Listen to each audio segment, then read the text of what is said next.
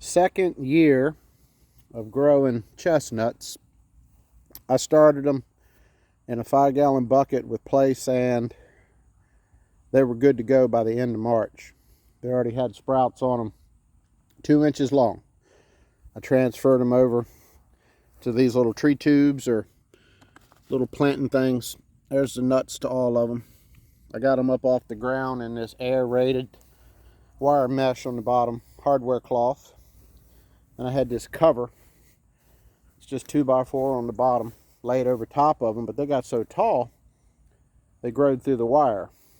I ended up with somewhere around 275 of them. I filled up this whole thing here.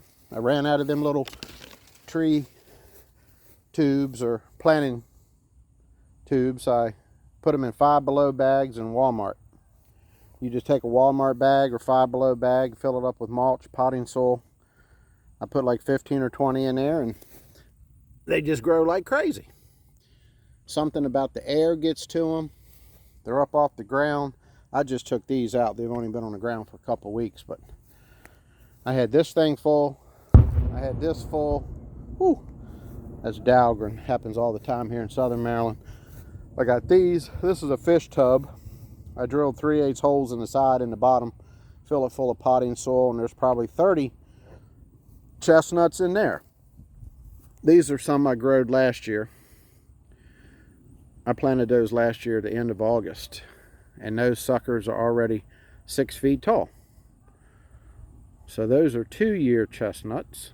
These are 1 year. And I give them to all my family members, encourage them to plant them in their yards or give them to a friend, and then I'll try to sell some. And 275, that's a lot of trees. If I can't get rid of them, I got a little piece of property up in West Virginia. I'll start planting them. I did 25 up there last year, so I just have to. You've heard of Johnny Appleseed. I'm going to be Ricky Chestnut. I'll just go around and stick them anywhere.